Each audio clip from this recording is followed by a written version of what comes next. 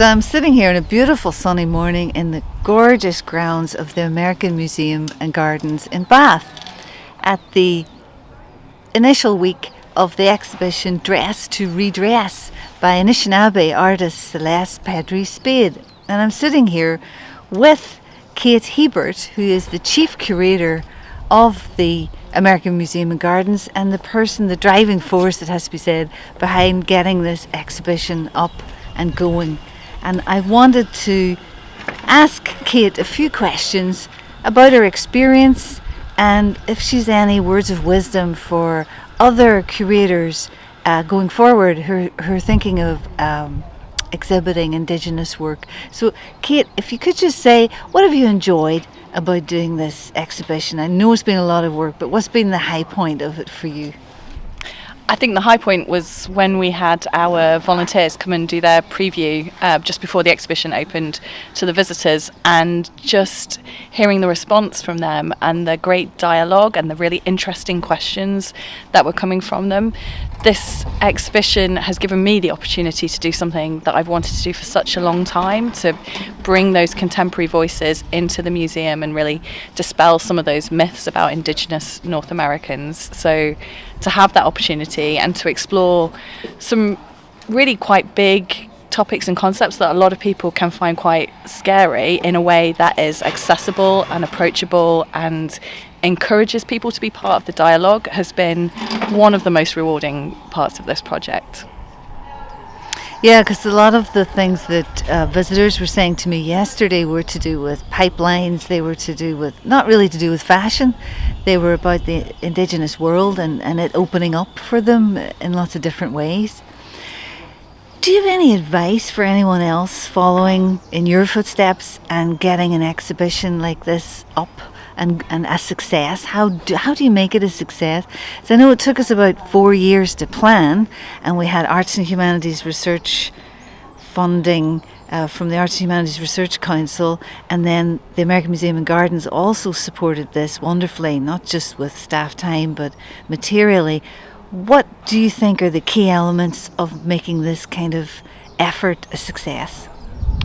I think it's really important to see it as a process and not that you're going to solve everything and fix everything and achieve everything in one go. To me, this is one more step along the road to get to where we want to be ultimately. I think to look at it that way makes it less daunting. Otherwise, you can feel like the weight of responsibility weighs heavy on your shoulders, and that was a little intimidating, being a British white woman interpreting Indigenous North American works. And I wanted to make sure that Celeste's voice was really present, and there was a real collaboration working with her in terms of how we interpreted the works, the text panels that we wrote. She kind of reviewed everything and we made sure she was happy with it. I think your assistance in this exhibition has been invaluable. I mean, you were the ones that introduced us to Celeste and put us in contact with her, and having the right person that you're working with that understands the challenges that you have as, you know, we're a UK museum. A lot of our visitors don't necessarily have as great an awareness as visitors to a museum in Canada would have. So I've had some really interesting conversations with Celeste about that and how we make the work accessible and understandable, but also respect her work and her culture. So having the right person to collaborate with is vital.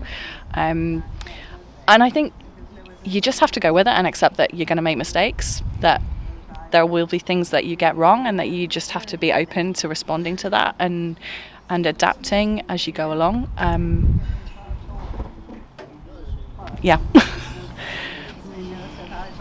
I think when people are exposed to Celeste and her partner Rob, you really get this sense that they're very intellectually generous and they allow people to learn, the public to learn. They allow the educational process to happen, and they're very encouraging because we're following Indigenous protocols, and it's about nothing about me without me. But at the same time, exhibitions like this can't happen unless there's a lot of non-Indigenous input, and you can't change minds without building teams. I think that's the big challenge. Otherwise, there's this ossification that happens in museums and a silence. So I just think you've done an amazing job. I really do, and I know Celeste feels the same way, and that she'll be telling you this herself when she gets here for the residency. But I think it's so impressive visually. It's absolutely stunning, and thank you. Thank you. And actually, the residency is another really important part of this project. So I remember when we first met, one of the things that I said was I really wanted to have an Indigenous artist here at the museum. So we're incredibly grateful for all your help and the help of the Arts and Humanities Council research grant for making that a possibility, because otherwise it can become very disjointed, can't it? You're kind of echoing voices rather than actually having them present. So yeah, that's a really important part of this project for us. The other thing too is I think it helps that this place is so beautiful. The grounds are so beautiful. I mean, so you're getting educated, you're getting a message, you're seeing beauty in Celeste's work, but it's also in the most stunning, absolutely stunning surroundings. So thank you again. Well, thank you to you and the team as well.